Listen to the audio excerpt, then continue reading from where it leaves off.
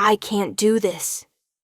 The words tumbled from Celeste's lips in a trembling whisper, barely audible over the organ music swelling through the grand cathedral.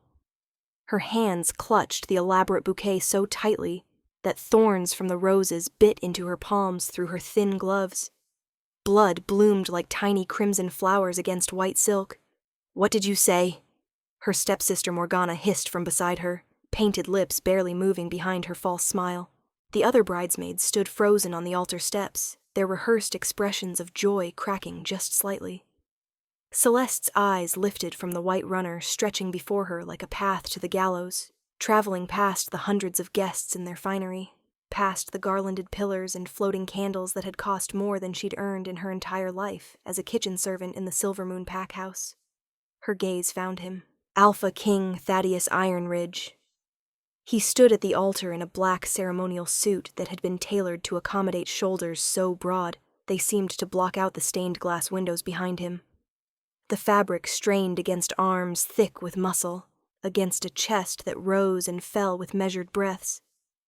His presence dominated the sacred space like a barely contained storm. Dark hair fell across his forehead in artfully tousled waves that caught the candlelight. His face could have been carved from marble by an artist obsessed with masculine perfection. Sharp cheekbones, a jaw so defined it cast its own shadow, lips that somehow managed to be both sensual and severe. But it was his eyes that held her captive, even from this distance. Amber. Pure, molten gold with rings of darker bronze. Eyes that saw everything, missed nothing, and right now burned with an intensity that made her knees weaken. Those eyes weren't looking at her. They were fixed on Aurelia, Celeste's other stepsister, who stood beside the high priestess in a wedding gown that cost more than the cottage where Celeste had been born. Diamonds dripped from Aurelia's throat, wrists, and ears. Her veil was woven with threads of actual silver that caught the light with every movement. Celeste wore a simple bridesmaid dress in dove gray, plain, appropriate for someone of her station, someone who should have kept her mouth shut. "I said I can't do this," Celeste repeated louder this time. Her voice cracked on the last word, and several guests in the front pews turned to stare. The music stuttered. The organist's fingers fumbled on the keys, creating a discordant note that echoed through the sudden silence. "You ungrateful little nothing," Morgana breathed, her fingers digging into Celeste's arm hard enough to bruise. "You will stand there and smile, or I swear on the moon goddess herself, I will make sure you never work in any pack house in the territory. You'll be Omega filth living in the gutters where you belong." Omega. The word hung between them like a curse. Celeste had tried to hide it her whole life, tried to pass as a beta through sheer force of will and careful use of suppressants. But Morgana knew the truth. Had always known. Had used it as a weapon for years. Celeste's eyes drifted back to the Alpha King. Something was wrong. She'd felt it for weeks, a gnawing sensation in her chest that grew stronger every day as the wedding preparations continued. A pull, an ache, a wrongness that made her skin feel too tight, and her wolf pace restlessly beneath the surface, despite the suppressants that should have kept the animal silent. The high priestess had begun the ceremonial words, her voice ringing through the cathedral. "We gather today to witness the sacred bonding of Alpha King Thaddeus Ironridge, sovereign of the Northern Territories, to Lady Aurelia Blackwater, daughter of the Silver Moon Pack." Each word felt like a blade sliding between Celeste's ribs. Her chest constricted. The bouquet fell from her nerveless fingers, hitting the marble floor with a rustle of crushed petals. The blood from her palms left small red marks on the white roses as they scattered. "What is wrong with you?" Morgana's voice had taken on a note of panic now. The other bridesmaids shifted uncomfortably, their choreographed positions falling apart. Celeste couldn't breathe. The ornate cathedral was closing in around her, the vaulted ceiling pressing down, the hundreds of faces turning in her direction, blurring into a sea of judgment and disdain. Her wolf surged inside her, fighting against the suppressants with a strength she'd never felt before. And then the Alpha King's head turned. Those amber eyes locked onto hers across the distance, and the world stopped. Time seemed to suspend itself in that moment. The High Priestess's voice faded to white noise. The rustle of expensive fabrics and shifting bodies disappeared. Even her own heartbeat sounded distant and muffled, as if she were underwater. Something passed between them. Recognition. Ancient and absolute.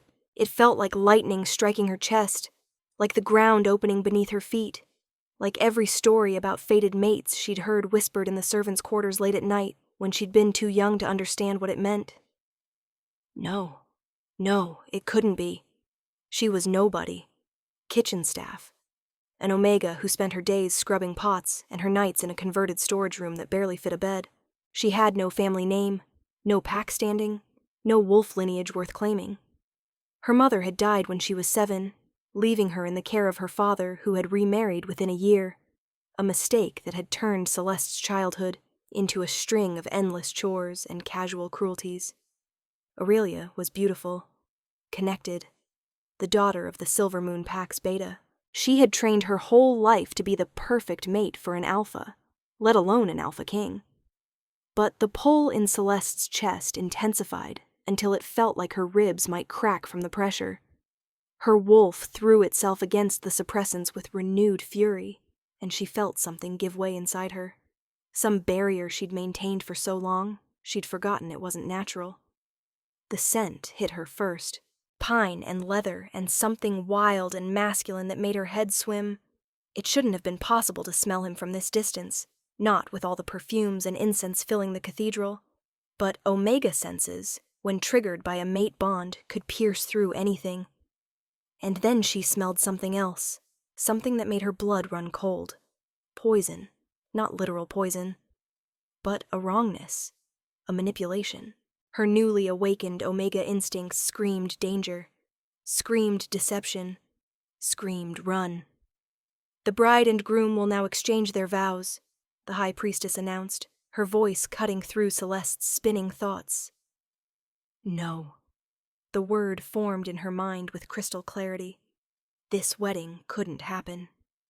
Something was desperately, dangerously wrong. Celeste didn't remember making the decision to move. One moment she was rooted to her spot on the altar steps, Morgana's fingers still digging into her arm. The next she was running. The cathedral erupted in chaos.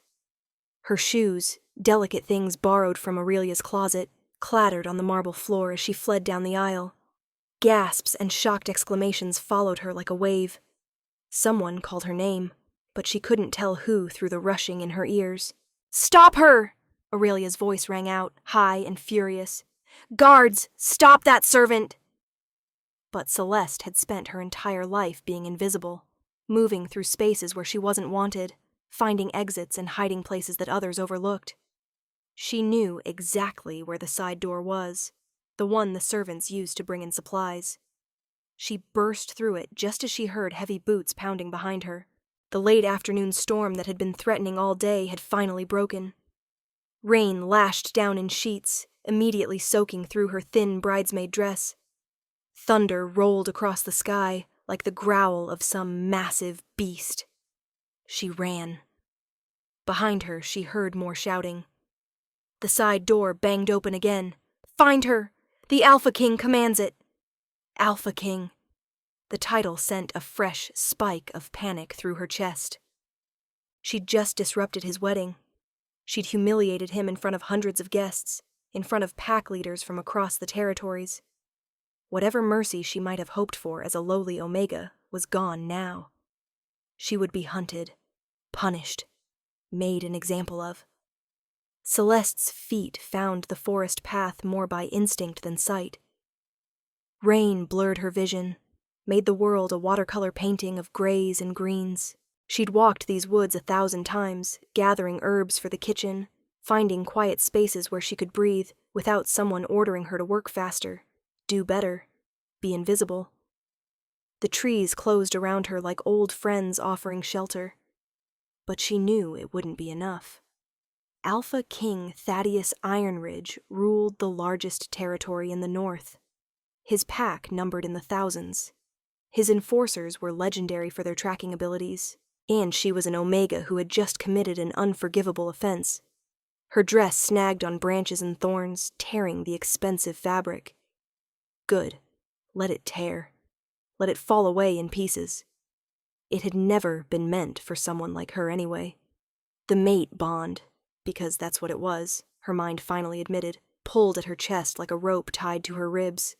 Every step away from the cathedral made it worse. Her wolf howled in distress, confused why they were running from their mate instead of toward him. Because he doesn't know, Celeste thought desperately. He thinks Aurelia is his mate. Someone has made him think that. The wrongness she'd sensed clicked into place with horrible clarity. Magic. Manipulation. Her stepsister had found some way to fake a mate bond, to convince the most powerful alpha in the territories that she was his fated one, and Celeste had just ruined whatever plan required that deception. She'd be killed for this. The thought came with surprising calm. They would hunt her down and execute her, and no one would question it. Who was she to disrupt royal matters? Who was she to— The howl that split the air made her stumble. It wasn't a wolf's howl. It was bigger, deeper, a sound that vibrated in her bones and made small animals scatter in terror through the underbrush. It was the howl of an alpha king whose power dwarfed normal pack hierarchies. And he was hunting. Celeste's body reacted before her mind could catch up. She threw herself off the path, into the deeper forest, where the trees grew so close together that the rain barely penetrated. Her breath came in ragged gasps. The bridesmaid dress clung to her skin, heavy and cold. Another howl answered the first, then another. The king's enforcers, spreading out through the forest in a coordinated hunt. They would find her. It was only a matter of time. She needed shelter. Somewhere to hide until she could think, could plan. The old groundskeeper's cottage flashed through her mind, abandoned for years, deep in the forest where the pack borders grew fuzzy. If she could reach it before they picked up her scent in earnest. Thunder cracked directly overhead, so loud it felt like the sky splitting open. Lightning followed immediately after, turning the forest blue-white for one crystalline moment. In that flash of light, Celeste saw him. Alpha King Thaddeus Ironridge stood between two massive oak trees not 50 feet ahead of her, and he was magnificent.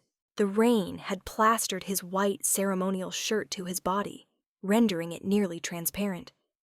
She could see every ridge and plane of his torso through the soaked fabric, abs that looked carved from stone, a chest so powerfully muscled it seemed impossible, shoulders and arms that could probably snap a man in half. His suit jacket was gone. His shirt was torn at one shoulder, revealing golden skin and the edge of what looked like traditional pack markings tattooed across his skin. But it was the wolf features that made her breath stop entirely. His eyes glowed pure gold in the darkness, reflecting light that wasn't there. Pointed wolf ears had emerged from his dark hair, twitching and tracking every sound she made. When his lips pulled back from his teeth, she saw fangs, proper fangs that no human mouth should hold. His fingers had lengthened into something between human and claw, tipped with dark nails that looked capable of tearing through anything. He hadn't fully shifted. This was his alpha form, the hybrid state that only the most powerful of their kind could achieve. Man and wolf merged into something that was somehow more than both, and he was staring directly at her. "Don't run!" His voice was deeper than it had been in the cathedral, roughened by the partial shift. It rumbled through the forest like distant thunder. "Please, don't run from me again." The please broke something in her chest. Alpha Kings didn't say please. They commanded. They demanded. They took. But her body remembered the humiliation in the cathedral, the certainty that she was about to be punished for crimes she barely understood. Her legs tensed to flee. "I can hear your heartbeat," he said, taking one slow step toward her. Water ran down his face, dripped from his hair, but he didn't seem to notice. "I've been hearing it for weeks. Months. I thought I was going insane. This drumbeat under my thoughts, constant, calling me. I searched everywhere for the source. And today, in the cathedral, when you dropped those flowers, he took another step. Celeste took one back, her spine hitting a tree trunk.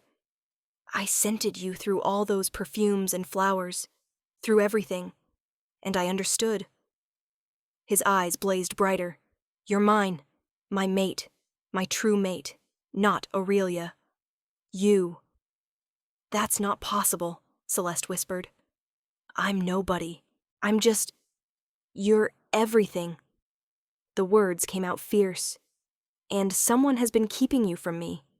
Someone has been using magic to cloud my senses, to make me think. He stopped, something like anguish flashing across his perfect features. I almost married her.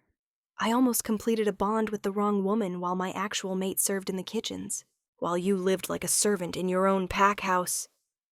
It is my place. The words came automatically, beaten into her over years. I'm Omega. I have no family claim.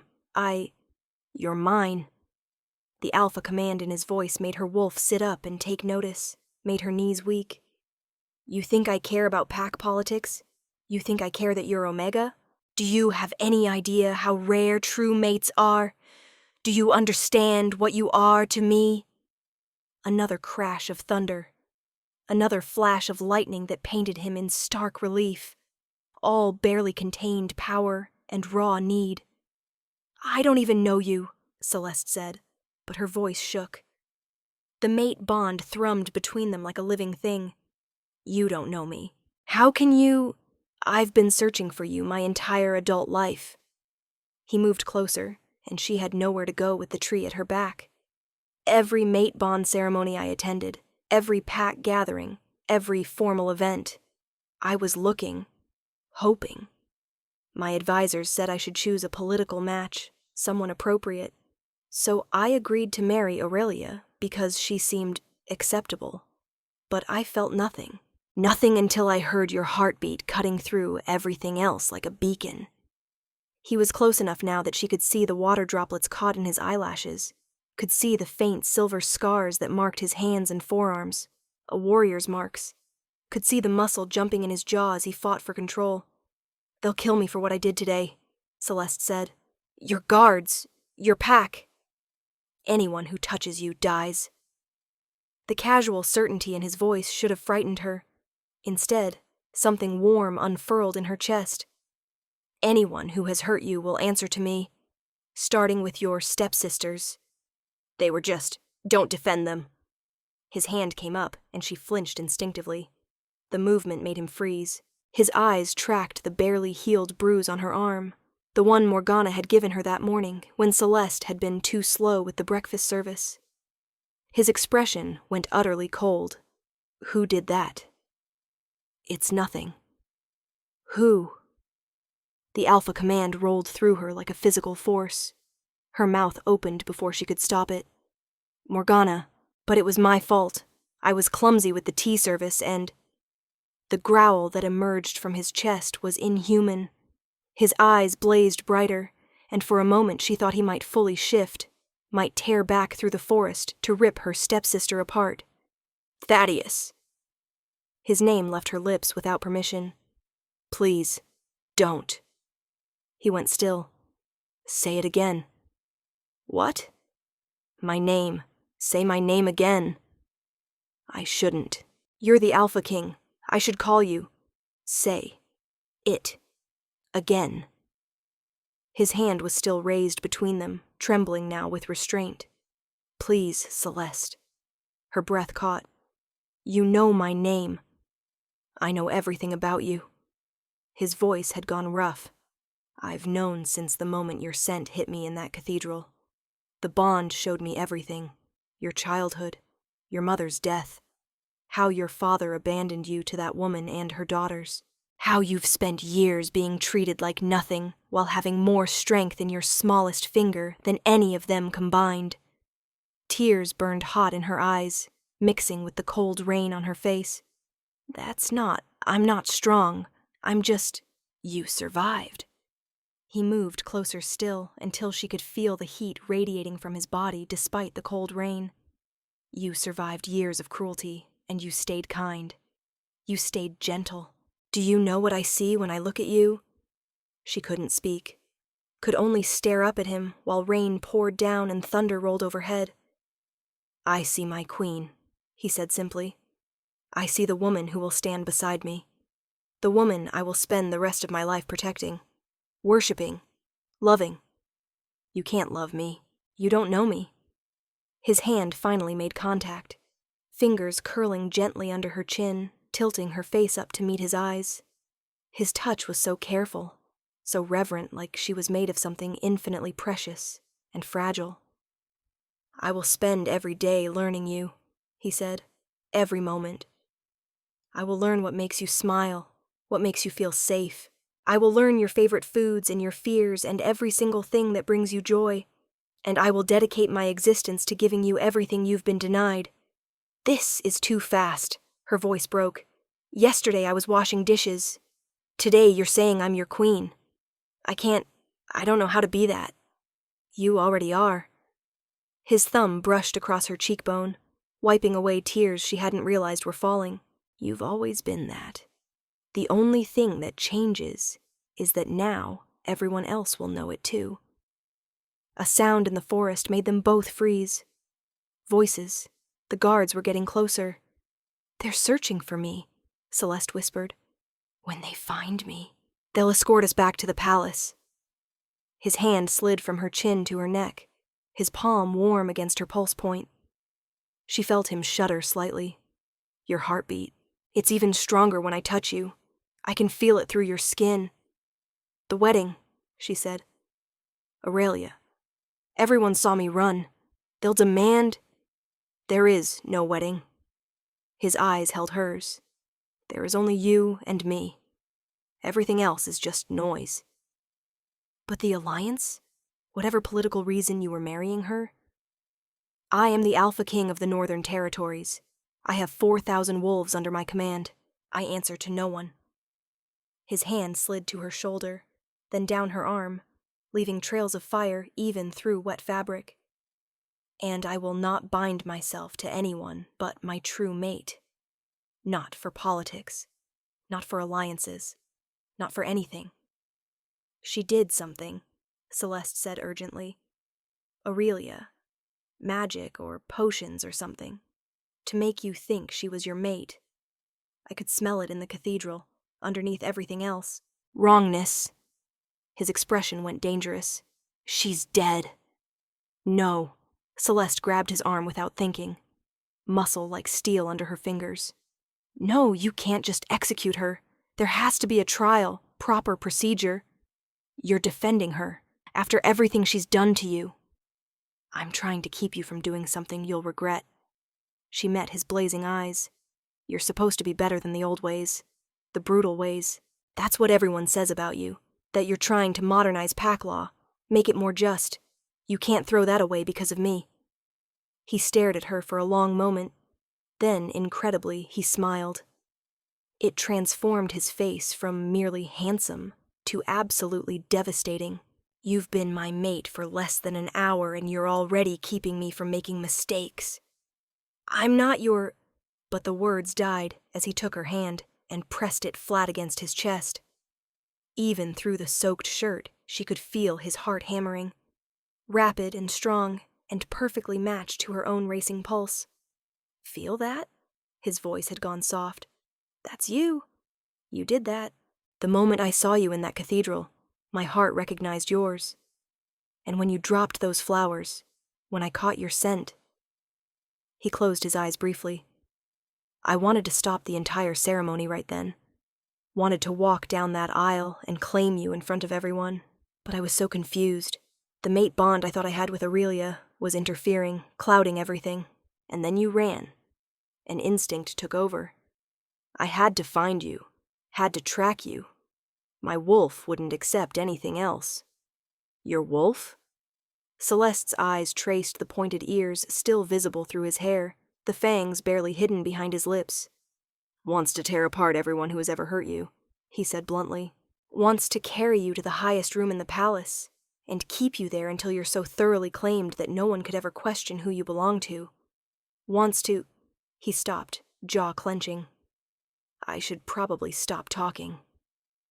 Heat flooded through her despite the cold rain. Oh. The Alpha King has found her. A shout from somewhere to their left. Your Majesty! Thaddeus didn't move, still had her hand pressed to his chest. When we go back, he said quietly, everything will change. There will be questions, accusations, political complications. If you want to run, I'll let you. I'll call off the hunt and give you time to process this. But know that I will find you again. I will always find you. Because you can track my heartbeat. Because you're mine. He said it simply, like stating a fundamental truth. Through the storm, through anything, I could be deaf and blind, and I would still find you. The bond doesn't give me a choice. And if I say I don't want this, she had to ask, had to know. If I say I'm not ready, pain flickered across his face. Then I wait. However long you need. But I won't let you live in servitude anymore. Won't let you be treated as less than. You'll have your own rooms in the palace, your own money, your own guards. Everything you need to feel safe while you decide if you can accept me. Over here. The voices were very close now. She could see lights between the trees, torches that somehow stayed lit despite the rain. Decide now, Thaddeus said. Do we go back together, or do you need more time? Celeste looked at him, really looked. At the hope and fear warring in his golden eyes. At the restraint visible in every line of his powerful body. At the way he still held himself carefully, like he was afraid of scaring her. The Alpha King of the Northern Territories was terrified she would reject him. It should have been laughable. Him with his power and armies and massive presence. Her with nothing but scars and suppressed Omega instincts. But the mate bond thrummed between them like a living thing, and she knew with bone-deep certainty that rejecting him would destroy them both. Together, she whispered. We go back together. The relief that washed over his face was devastating. He pulled her hand from his chest and brought it to his lips, pressing a kiss to her knuckles that sent electricity racing up her arm. Then you won't leave my side, he said. No matter what happens, no matter what they say, you stay with me. Before she could respond, the guards burst into the small clearing. 6 of them, massive wolves in partial shift like their king, all armed and dangerous. They saw Thaddeus and immediately dropped to one knee, heads bowed. Your Majesty, the lead guard said. We found her. I found her, Thaddeus corrected. His voice had gone cold and commanding. And you will address her as your grace from this moment forward. The guard's head snapped up, shocked silence. Your Majesty, one of them ventured carefully, the wedding is cancelled. There will be an investigation into magical interference in royal mate bonding. Lady Aurelia Blackwater and anyone involved in the deception will be arrested pending trial. He drew Celeste forward, keeping her hand clasped in his. This is Celeste, my true mate and your future queen. Anyone who questions this will answer to me personally. The guard's eyes tracked to her, soaked, bedraggled, still wearing a torn bridesmaid dress. She saw doubt flicker across their faces, saw them taking in her lack of pack markings, her clear Omega status, her complete absence of any qualification to be a queen. Is there a problem? Thaddeus's voice could have cut glass. No, Your Majesty. They all spoke at once, heads dropping again. Congratulations, Your Grace, the lead guard added in Celeste's direction. She managed a small nod, unable to force words past the terror lodged in her throat. Thaddeus must have sensed her fear because his hand tightened on hers. Give us your cloak, he ordered one of the guards. The man scrambled to obey, removing a heavy fur-lined cloak and holding it out. Thaddeus took it and wrapped it around Celeste's shoulders himself, his hands lingering perhaps longer than necessary. The garment was enormous on her, made for a man twice her size, but it was warm and dry on the inside. "Can you walk?" he asked her quietly. "Or should I carry you?" The thought of being carried back to the cathedral like a prize made her stomach turn. "I can walk. Then we go back. All of you spread out. Anyone attempting to leave the cathedral grounds is to be detained for questioning. No exceptions." The guards scattered, moving with the kind of efficiency that spoke to excellent training. Within moments, it was just the two of them again, rain still falling through the canopy, thunder still rumbling overhead. "This is real," Celeste said softly. "This is actually happening. This is real." Thaddeus brought her hand to his chest again, letting her feel his heartbeat. "And I know you're terrified. I know this is overwhelming, but I swear to you on my life, on my pack, on everything I am, I will protect you. From them. From everyone. Even from me, if necessary. From you. I'm Alpha King. I'm dominant and possessive, and my wolf is barely controlled on a good day. With my mate finally found?" His eyes flashed brighter. "I'll want to keep you close. Probably too close. If I push too hard, you tell me. If I frighten you, you tell me. Promise me." "I promise." The words came easier than expected. He nodded once, satisfied. Then he tugged her gently toward the path. "Come, let's go face the chaos together." The walk back to the cathedral took 20 minutes that felt like hours. With every step, Celeste became more aware of what she was walking toward. Hundreds of witnesses to her humiliation, Aurelia's fury, Morgana's rage, her stepmother's cold disdain, and underneath all of that, the terrifying reality that she was about to be thrust into a world she had no business inhabiting. Palace life, politics, being queen. "I can hear you panicking," Thaddeus said as they emerged from the forest. The cathedral loomed ahead, lit up like a beacon against the stormy sky. "Your heartbeat just doubled. I don't know how to be what you need." He stopped walking, turned to face her fully. Rain poured down between them. "You already are what I need. Just you. Exactly as you are right now. I don't even know which fork to use at formal dinners. I'll teach you, or better yet, I'll hire someone to teach you while I deal with all the idiots trying to protest this." He cupped her face in both hands. "Celeste, look at me. Really look at me." She did, met those burning golden eyes. "I don't need perfect," he said fiercely. "I don't need politically trained or strategically brilliant or any of that. I need real. I need genuine.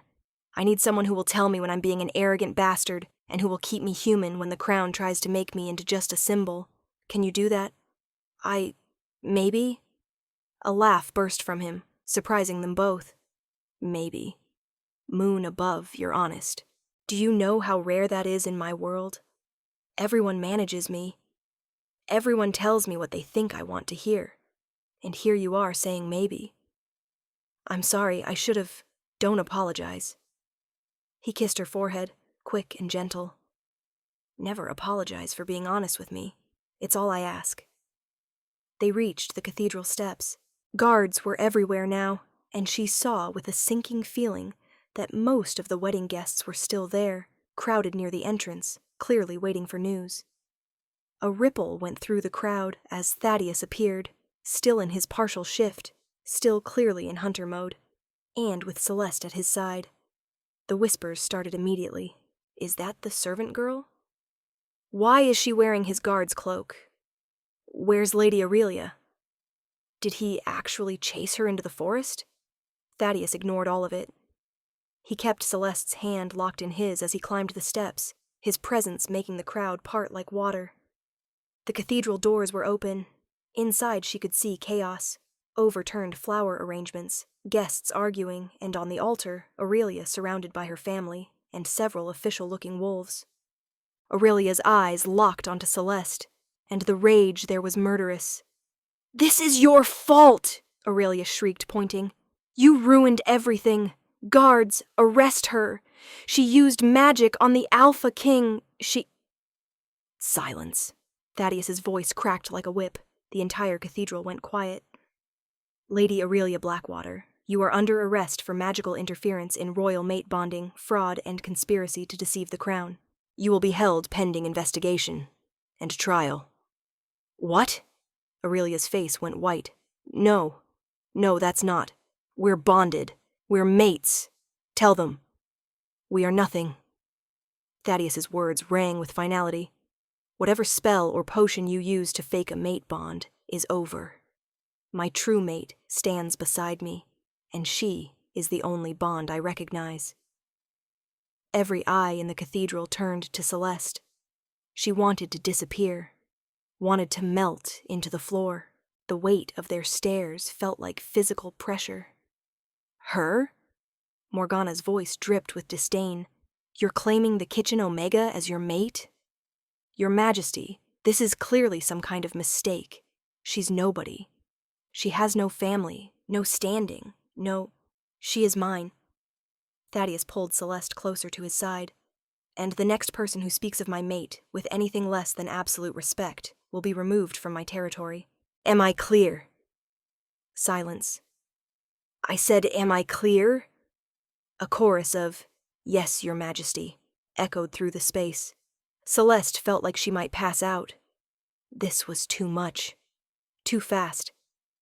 Every instinct she had screamed at her to run again, to find somewhere dark and quiet where she could process what had just happened. Thaddeus must have sensed it because he leaned down and whispered, Hold on, just a few more minutes, then I'll get you somewhere safe. She nodded, not trusting her voice. The High Priestess stepped forward, looking thoroughly bewildered. Your Majesty, what would you have us do? The ceremony was nearly complete. The guests have come from across the territories. The food, the arrangements, will serve just as well for a true mate bonding ceremony. Thaddeus looked down at Celeste. If my mate is willing. I won't force you into a public ceremony if you're not ready. But if you can tolerate it, claiming you in front of everyone would legally protect you from challenges. Challenges? Her voice came out small. People will question your suitability. Will try to say the bond isn't real. A public ceremony witnessed by pack leaders from across the territories makes our bond law unbreakable. His thumb stroked across her knuckles. But only if you're ready. We can wait. Have a private ceremony later when you've had time to adjust. Celeste's mind raced. She looked at Aurelia, who was being restrained by guards but still shooting daggers with her eyes. Looked at Morgana, whose expression promised retribution if she got the chance.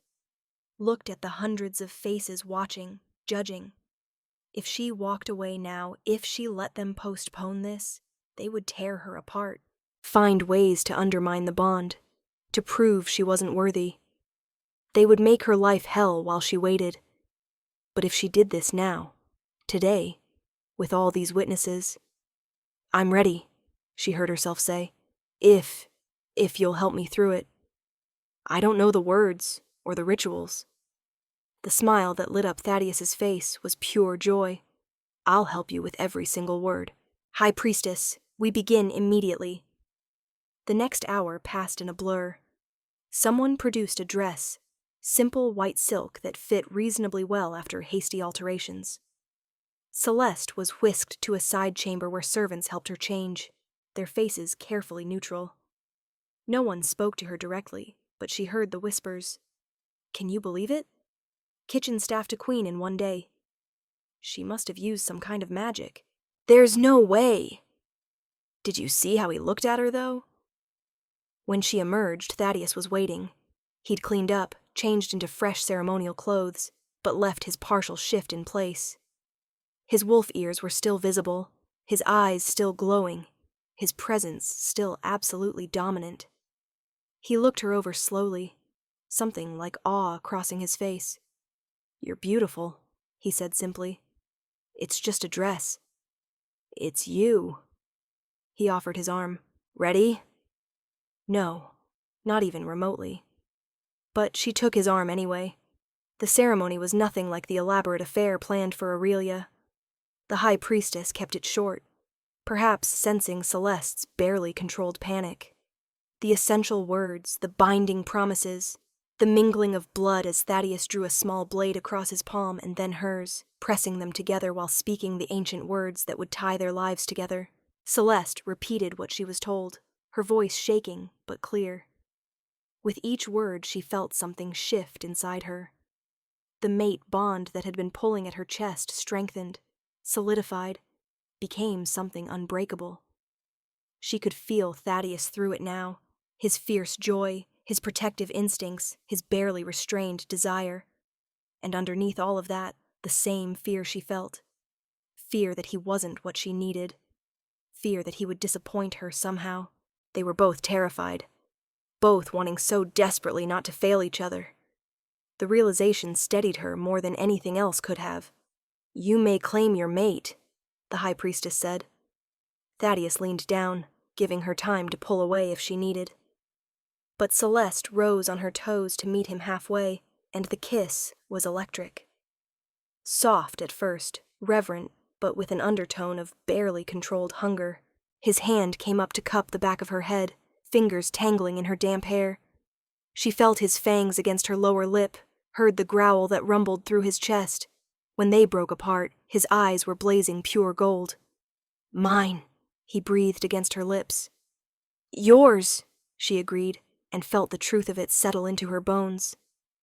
The cathedral erupted in applause, some genuine, some clearly forced. But it didn't matter. They were bonded, legal, unbreakable. Thaddeus kept her close through the receiving line that followed, through the awkward congratulations from guests who had been expecting to celebrate a different wedding. His hand never left her waist, his presence a constant reminder that she wasn't alone in this. When they finally escaped to a private chamber, Celeste's legs gave out. She would have fallen if Thaddeus hadn't caught her, scooping her up with ridiculous ease and carrying her to a couch. "I've got you," he murmured. "You did so well, so brave. I feel like I'm going to be sick. That's the adrenaline crash. Here." He settled beside her, pulling her against his side. The position should have felt wrong, too intimate for two people who barely knew each other, but the bond sang approval, and she found herself relaxing into his warmth. They sat in silence for a long time, just breathing together. Outside she could hear the sounds of the party being hastily redirected into a different celebration. Someone was making speeches. Music played. "What happens now?" Celeste finally asked. "Now I take you to the palace. Show you your rooms. Our rooms. Let you rest while I deal with all the political fallout from today." He stroked her hair absently. "And then, when you're ready, we start learning each other. No rush. No pressure. Just time. Aurelia? Will be questioned by my most trusted advisors. If she used magic to fake a mate bond, we'll find out how and why, and who helped her." His voice went hard. "Someone is going to pay for this, for what was almost done to both of us." "What would have happened if I hadn't run?" He was quiet for a moment. "I would have completed the bond with her. The false bond would have overridden the real one enough to make it work. We would have been tied together forever while you—" He pulled her closer. "While you lived in the kitchens, feeling the bond but unable to do anything about it. It would have destroyed you. Driven you mad, probably. That's what happens to mates who can't bond. That's horrible. That's why whoever did this to us will face the harshest punishment I can legally impose." He tilted her face up to look at him. "But they failed. You were brave enough to run, to trust your instincts. You saved us both. I didn't feel brave. I felt terrified. Bravery is being terrified and doing it anyway." He kissed her forehead. "My brave, beautiful mate." A knock at the door made them both tense. "Your Majesty," a voice called. "The cars are ready when you wish to depart." "5 minutes," Thaddeus called back. He looked down at Celeste. "Think you can make it to the palace? Or do you need more time?" "I think I need to lie down in a dark room for approximately a year." He laughed, the sound rich and warm. "I can arrange that. Though maybe we aim for just tonight, and tomorrow we'll start figuring out the rest of your life." "My life as a queen." The words still felt impossible. Your life as my mate, he corrected. Who happens to be queen? It's not the same thing. You're not some figurehead or political pawn. He seemed to struggle for words. You're everything. The rest is just details we'll figure out together. She let him help her stand, let him wrap the guard's cloak around her shoulders again over the wedding dress. Let him keep his arm around her as they walked through the cathedral toward the waiting cars. The crowd that had gathered outside to watch them leave was enormous. Celeste kept her eyes forward, focusing on putting one foot in front of the other, trusting Thaddeus to guide her safely through. They were almost to the car when a voice cut through the noise. Celeste! She turned instinctively.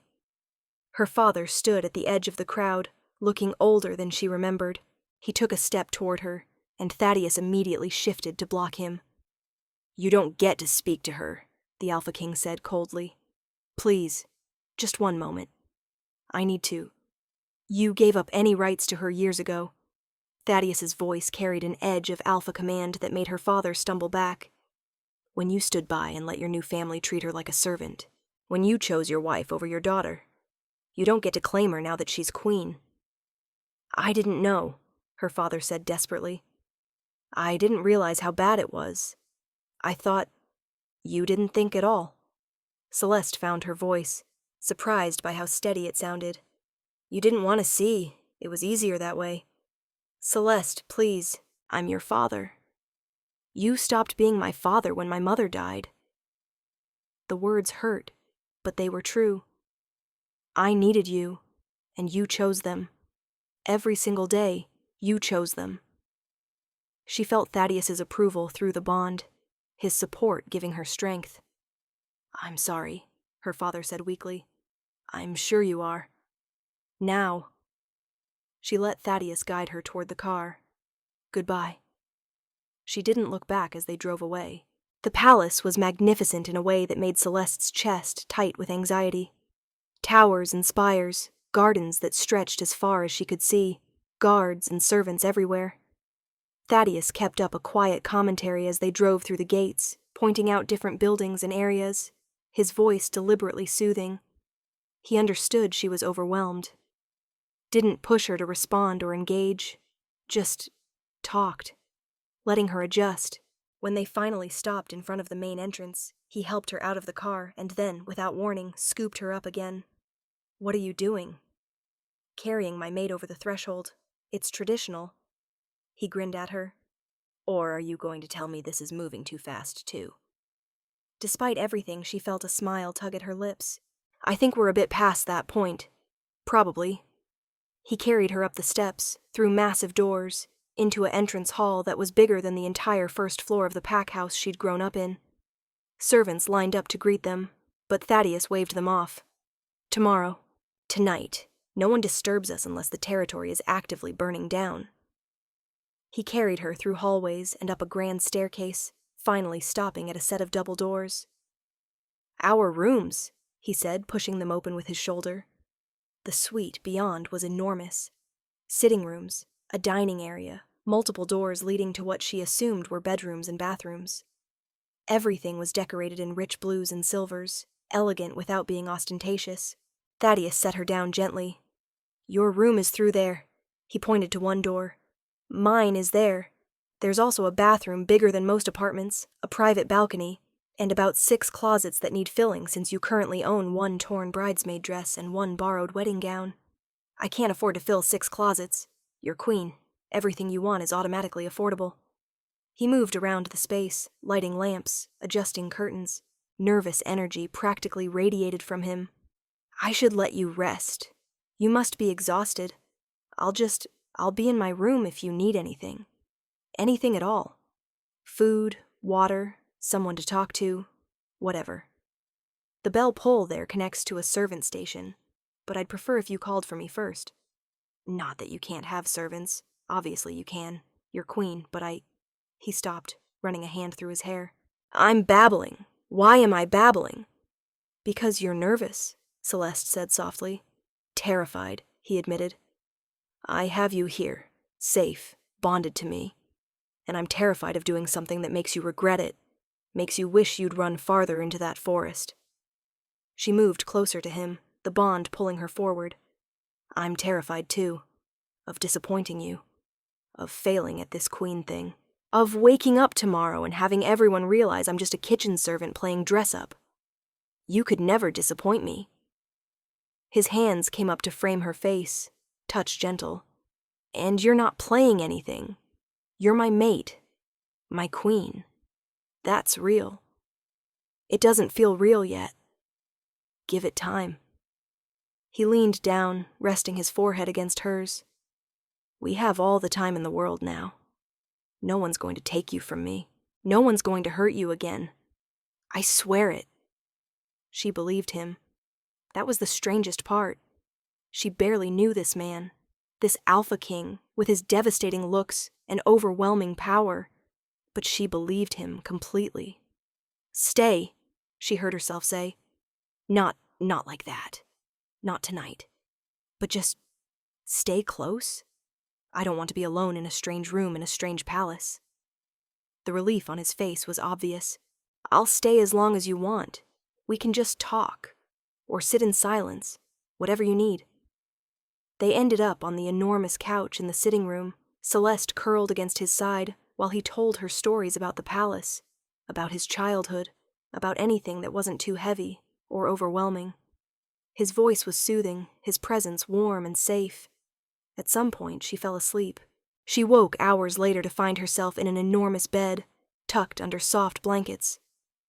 Thaddeus sat in a chair near the window, silhouetted against the dawn light, still in his partial shift, still keeping watch. You stayed, she murmured. His head turned. I'll always stay, for as long as you'll have me. And looking at him there, this powerful alpha king who had hunted her through a storm and claimed her in front of hundreds, who now sat guard over her sleep like she was the most precious thing in his world, Celeste finally let herself believe it might be real. Come here, she said softly. He was beside her in an instant, careful and controlled despite the eagerness obvious in his eyes. Lie with me, just close. He stretched out on top of the blankets, keeping space between them but near enough that she could feel his warmth. His hand found hers, fingers intertwining. Better? He asked. Better, she agreed.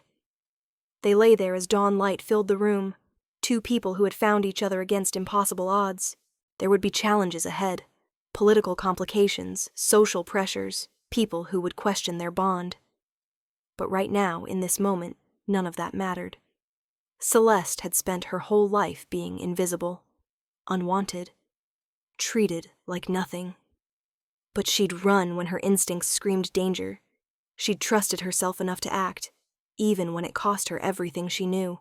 And now she was here, bonded to an alpha king who looked at her like she hung the moon and promised to track her heartbeat through any storm. She wasn't invisible anymore. She was seen, claimed, protected. She was home. Thank you, she whispered. For what? Thaddeus's thumb traced patterns on the back of her hand. For finding me, for hearing my heartbeat through everything else. He pulled their joined hands to his chest, pressing her palm over his heart. Thank you for running, for being brave enough to trust yourself, for giving me a chance to find my way to you. What happens tomorrow? Tomorrow we start our real life, together, with all its complications and chaos and challenges. He smiled. But that's tomorrow. Tonight we rest, we heal, we just be. I think I can do that. I know you can. He kissed her knuckles. You can do anything, Celeste. You just haven't realized it yet. But I'll spend every day showing you how extraordinary you are until you believe it. She fell asleep again with his promise wrapped around her like armor, with their hearts beating in rhythm, with the bond singing satisfaction through her veins. The Alpha King had tracked her heartbeat through the storm, and in doing so, he'd brought them both home. Word count, 10,254.